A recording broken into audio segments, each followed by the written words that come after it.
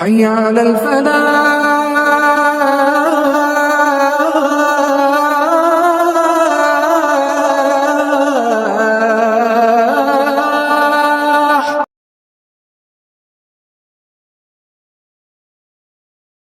Exist summarised version. شامل ندوی اور جاوید اختر کے درمیان خدا کے وجود پر ہونے والا یہ ناظرہ دراصل اسلام اور جدید الہادی فکر کے درمیان ایک کلاسیکی فکری تصادم کی نمائندگی کرتا ہے. اس مناظرے کو اگر اسلامی زاویے سے دیکھا جائے تو سب سے پہلے یہ بات واضح ہوتی ہے کہ دونوں فریق خدا کے وجود کو جانچنے کے لیے دو بالکل مختلف پیمانے استعمال کر رہے تھے. جاوید اختر کا نقطہ نظر بنیادی طور پر جدید مادی فکر مٹیریلزم سے جڑا ہوا ہے، جہاں حقیقت وہی مانی جاتی ہے جو حواس، تجربے اور سائنسی مشاہدے میں آ سکے. اسلامی فکر کے مطابق یہ نقطہ نظر اپنی بنیاد میں محدود ہے، کیونکہ یہ انسان کی عقل کو آخری معیار بنا دیتا ہے، جبکہ اسلام عقل کو ایک اعلیٰ مانتا ہے، حاکم متعلق نہیں. اسلام یہ دعویٰ نہیں کرتا کہ خدا کو تجربہ گاہ میں ثابت کیا جا سکتا ہے. قرآن بار بار انسان کو نشانیوں، آیات کی طرف متوجہ کرتا ہے، یعنی کائنات، انسانی شعور، اخلاقی حس، نظم و ضبط اور مقصدیت، یہ سب خدا کے وجود پر دلیل ہیں، تجرباتی ثبوت نہیں. یہی وہ نقطہ ہے جسے شامل ندوی نے مختلف انداز میں پیش کرنے کی کوشش کی.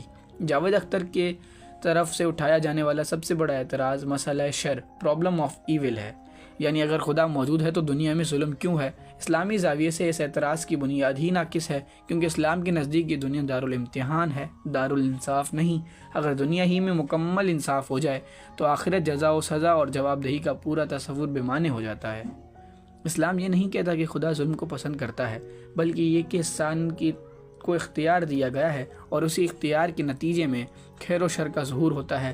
ظلم کا وجود خدا کے نہ ہونے کی دلیل نہیں، بلکہ انسان کے آزاد ارادے کی دلیل ہے، اور یہی آزاد ارادہ آزمائش کی بنیاد بنتا ہے. جاوید اختر مذہبی تاریخ کی تضادات اور مذہب کے نام پر ہونے والے مظالم کو خدا کے انکار کی دلیل بناتے ہیں، جبکہ اسلامی فکر اس نقطے کو بنیادی فکری مغالطہ قرار دیتی ہے. اسلام کے مطابق انسانوں کا عمل خدا کی ذات کا معیار نہیں. اگر ایسا ہوتا تو انسان کی ہر خرابی خدا کے کھاتے میں ڈالنی پڑتی، جو عقلی طور پر بھی درست نہیں. قرآن خود اس طرز فکر کی تردید کرتا ہے کہ لوگ خدا کی طرف ایسی باتیں منسوب کرتے ہیں جو دراصل ان کے اپنے نفس کا نتیجہ ہوتی ہیں. اس لیے مذہبی طبقے کی غلطیاں خدا کے وجود کے خلاف دلیل نہیں، بلکہ انسان کی اخلاقی کمزوری کی علامت ہیں. اسلامی نقطہ نظر سے دیکھا جائے تو جاوید اختر کا مسئلہ دراصل خدا کا نہ ہونا نہیں، بلکہ خدا کے سامنے جواب دہ ہونا ہے. جدید الہادی فکر انسان کو خود مختار مرکز، ایبسولیوٹ اتھارٹی بنانا چاہتی ہے، جبکہ اسلام انسان کو ایک با اختیار مگر جواب دہ مخلوق قرار دیتا ہے. یہی وہ بنیادی فرق ہے جہاں دونوں فکری راستے جدا ہو جاتے ہیں. شامل ندوی کا موقف اسلامی فکر کے زیادہ قریب اس لحاظ سے تھا کہ انہوں نے خدا کو سائنسی طور پر پرکھنے والی ہستی نہیں، بلکہ وجود، اخلاق اور مقصد کی بنیاد کے طور پر پیش کیا. اگر خدا کو مانے بغیر اخلاق، معنی اور ذمہ داری کا کوئی حتمی معیار قائم نہیں کیا جا سکتا تو انسان کا پورا فکری نظام نسبتی اور غیر یقینی ہو جاتا ہے. اسلامی زاویے سے اس مناظرے کا خلاصہ یہ بنتا ہے کہ خدا کا وجود کوئی سائنسی مسئلہ نہیں، بلکہ وجودی، اخلاقی اور فکری حقیقت ہے. انکار کرنے والا بھی دراصل ایک عقیدہ رکھتا ہے، وہ عقیدہ کہ یہ کائنات بے مقصد ہے، انسان خود جوابدہ نہیں، اور اخلاقیات محض سماجی معاہدہ ہے. اسلام اس عقیدے کو قبول نہیں کرتا، بلکہ اسے انسانی فطرت کے خلاف قرار دیتا ہے.